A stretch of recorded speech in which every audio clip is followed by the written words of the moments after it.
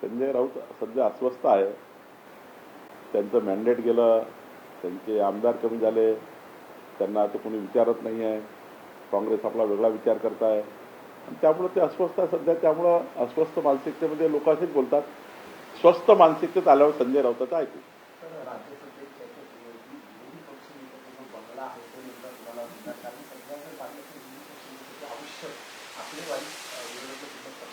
तो बंगला कोणाला मिळणार मला माहिती नाही, पण विरोधी पक्षाला माझं विनंती राहणार आहे. मी त्यांना सूचना देऊ शकत नाही की 2029मध्ये विरोधी पक्षनेतेपद किमान 3 पैकी कुणाकडे तर राहील याची काळजी घ्यावी. तेवढी तयारी 2029 पर्यंत केली पाहिजे. सर, महायुतीमध्ये भाजप जो आहे तो नंबर 1 पक्ष आहे. सगळ्यात जास्त मॅन्डेट जागा भाजपला. दुसऱ्या नंबरसाठी कुठेतरी अजितदादा आणि एकनाथ शिंदे यांच्या पक्षाची रस्सीखेच पाहायला मिळते का? कुठंच रस्सीखेच नाही आहे. अजितदादा एकनाथजी आमच्यात कुठंच रस्सीखेच नाही आहे. आम्ही काहीतरी मीडियात वेगळं बोलतो आणि तिकडं वेगळं बोलतो असं नाही आहे. आम्ही तिघही भाऊ आहेत. तिघही भावासारखे त्या एकत्र आहोत. तिघही सख्खे भाऊ म्हणून करतो आहे. सावत्र भाऊ म्हणतात आहे. सख्खे भाऊ एकत्र आहोत. त्यामुळं आमच्या तिन्ही पक्षाचं कॉर्डिनेशन चांगलं आहे. सख्ख्या भावासारखे आम्ही नांदतो आहे. सख्ख्या भावासारखे आम्ही घर चालवतो आहे. आम्ही चांगलं सरकार चालवू.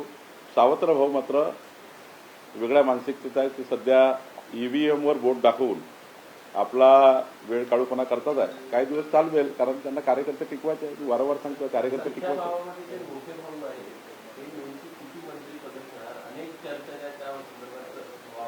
तिघेही सख्खे भाऊ बसून 14 कोटी जनतेच्या भविष्याकरता आम्ही चांगलं काम करू.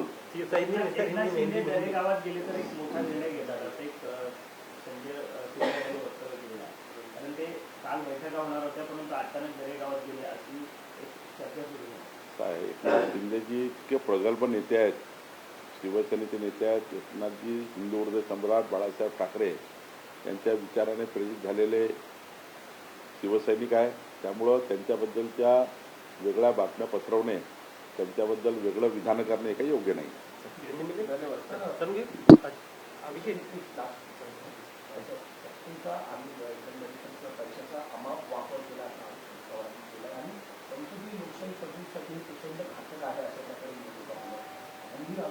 शरद पवार साहेबांच्या संपूर्ण आयुष्यामध्ये आणि काँग्रेसच्या संपूर्ण प्रवासामध्ये सत्तेपासून पैसा आणि पैशापासून सत्ता हे त्यांच्या विजयाचे गणित आहे.